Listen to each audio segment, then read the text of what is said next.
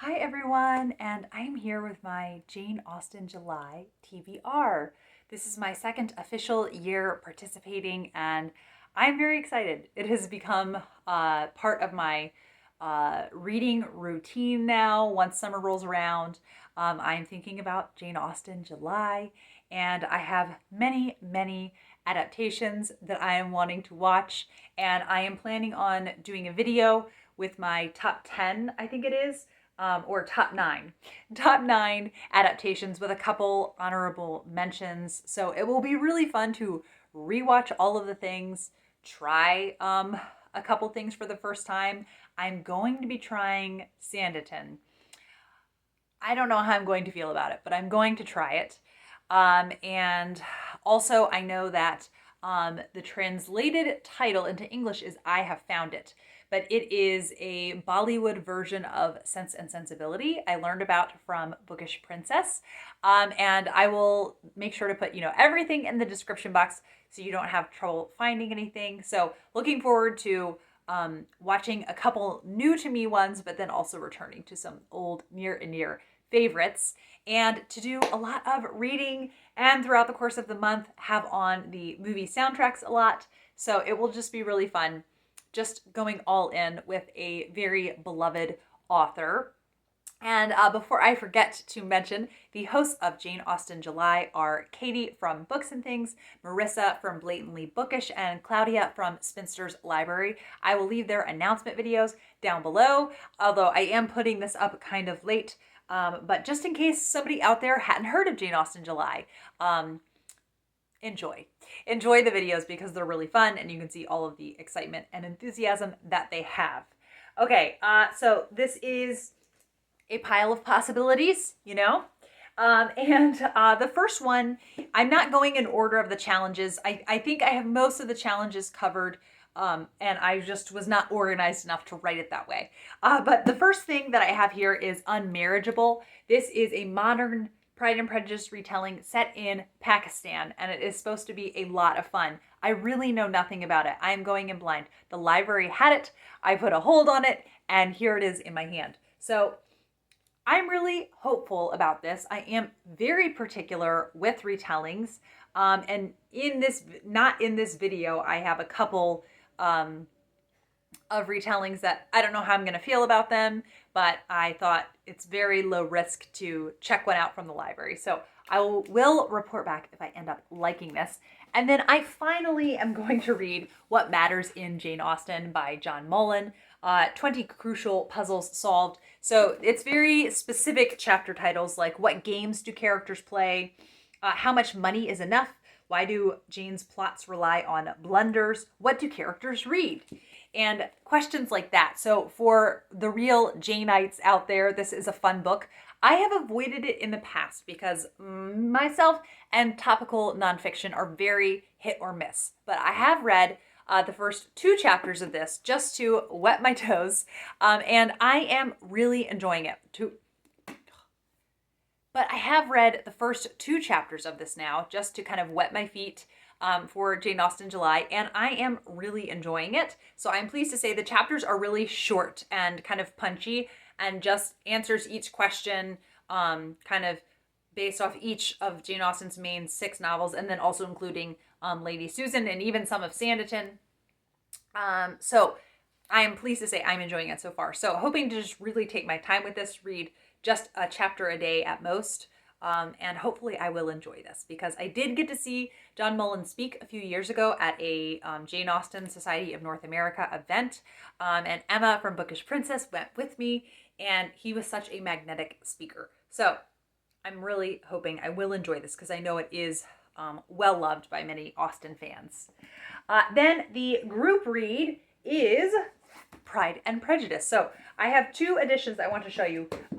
Firstly is this heirloom collection edition that I just really love, and I'll show you. I went ahead and marked an illustration, and it is when Elizabeth Bennet is reading a very significant letter. So these illustrations are done by Jackie Oakley, and I will link her Instagram because her art is stunning. She's done some of these source books, L.M.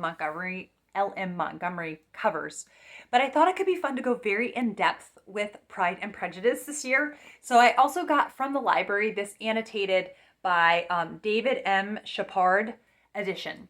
And it has the actual text of the novel on the left side, and then on the right side it has the annotation. So I do want to look back at those illustrations for my heirloom collection edition, but I love the idea of really going in depth with Pride and Prejudice. And then the other group read is Lady Susan. So in the heirloom collection editions, Lady Susan is bound up with Persuasion because it is so very short and there's only one illustration for it, but here it is at the very end. So I love that. I have not read Lady Susan. I've been scared too because it is the only, completed Austen work that I haven't read, and I just have wanted to save it, but it is the group read this year. So I think I will just go for it and rewatch Love and Friendship with Kate Beckinsale, which I did not love the first time, but I'm willing to give another go, try it again, and see what I think. And then I'm very excited to be treating myself to a reread of Northanger Abbey. And the quote on the back that says, "When a young lady is to be a heroine, the perverseness of 40 surrounding families cannot prevent her. Something must and will happen to throw a hero in her way." And then here is the illustration from Northanger Abbey.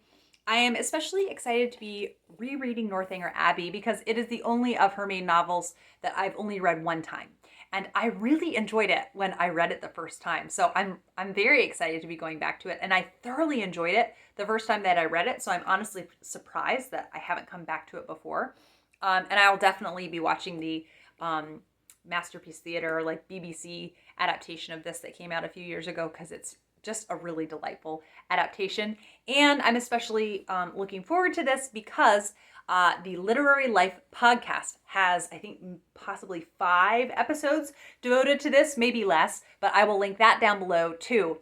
And that will just make for an in-depth way I can interact with this text. And I will just very briefly read, I realize I didn't read the quotes on the backs of the other ones. And it says, "A lady's imagination is very rapid. It jumps from admiration to love, from love to matrimony in a moment." That's from Pride and Prejudice. I can't remember which character said that. And then I'm assuming, it has a quote from both on the back of the Persuasion and Lady Susan one. The Lady Susan quote says she had nothing against her but her husband and her conscience. So I've heard the main character of Lady Susan is very different from the other Austen characters. The quote from Persuasion, it says, "Dare not say that man forgets sooner than woman, that his love has an earlier death." Whew. So good. Okay.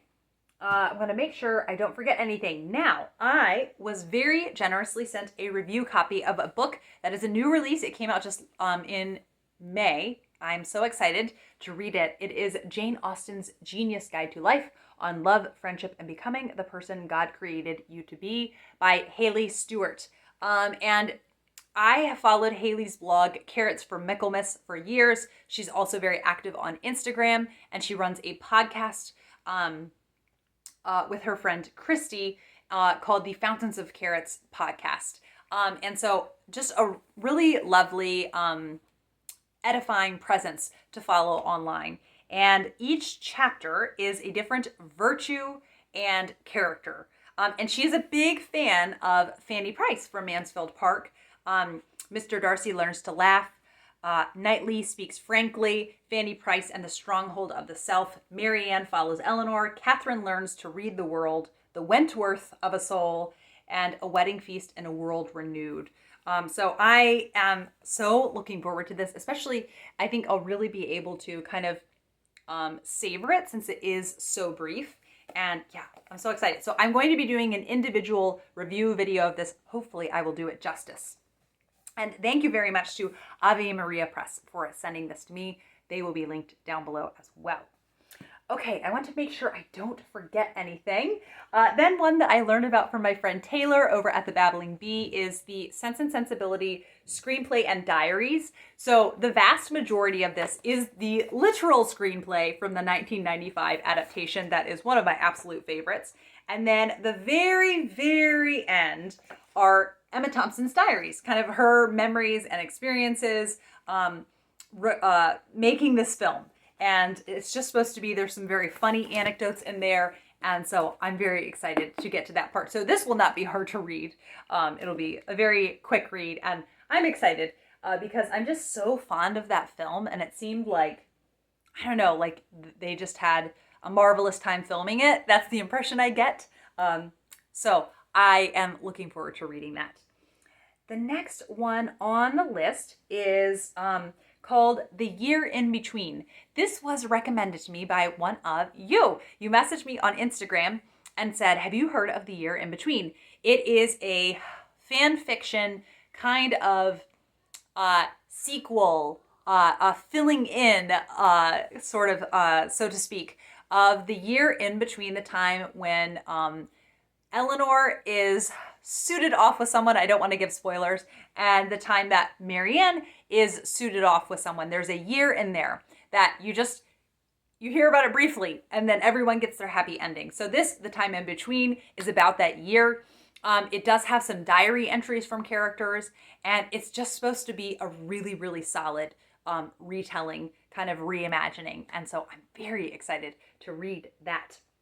And then I have this little gem that I found at the library, Lizzie Bennett's Diary, by Marcia Williams. Marcia Williams does some really beautiful things to do with the Greek myths, and she has a really cool version of the Canterbury Tales. And what I love is this is just very interactive. There's little drawings in there and little letters, and it just looks to be incredibly charming. And I think this is yeah, it's a children's version. And so then I love too, here's a map of Longbourn, and this looks altogether delightful. And then I am also hoping to read Jane Austen, A Life by Claire Tomalin. Thank you once again to my friend Lisa, who gifted this to me when we did a Valentine's Day book exchange on my Patreon. And this is a biography I've heard really wonderful things about. This is one that I'll be slowly working on through the course of the month. And I love that it does have some pictures and illustrations sprinkled throughout. And yeah, it is not very long either. It looks to be around 285 pages. So I think definitely something I could enjoy throughout the course of the month and learn more about Jane Austen. And then another one that will kind of accompany that is a lot shorter, is At Home with Jane Austen. So this has many, many pictures and shows you a lot of the different places that she would have gone to, that she would have visited, that she would have lived in. Oh, look at that. So I'm very much looking forward to reading this. And then I also got, in the Pride and Prejudice vein, Pride and Prejudice. It is a graphic novel version of this. So I love the magazine cover to it. And then here it is. And then I also am planning on, the library does not have a physical copy of the graphic novel of Northanger Abbey, but it is available as an ebook. So I'm planning on reading that one as well. And then lastly, Unequal Affections. This is one that I've heard about from Katie at Books and Things. And it is a reimagining of Pride and Prejudice if Elizabeth Bennet had accepted the first proposal from Mr. Darcy, and kind of what their relationship would have been like. And it just sounds so cool and intriguing and just wonderful and interesting. And I am looking forward to listening to the audiobook. It is very hard to get a hold of a physical copy. I saw the cheapest paperback. The cheapest paperback available through Amazon is $9,000. So this book is out of print and very elusive. So yes. And also I do have the collection of Jane Austen radio plays. So my plan is to kind of have that in the car, and throughout the course of the month, wherever I'm driving, I can listen to the different radio plays. Yes, so that is all of my big plans for Jane Austen July. And I know I will burn out through the course of the month, but I'm going to ride it out and then just rely on mysteries when I am tired out from that. I do also have several book club books, but I am just talking about Jane Austen July in this video. So yes, thank you as always for watching, and I will be back with another video soon. Bye.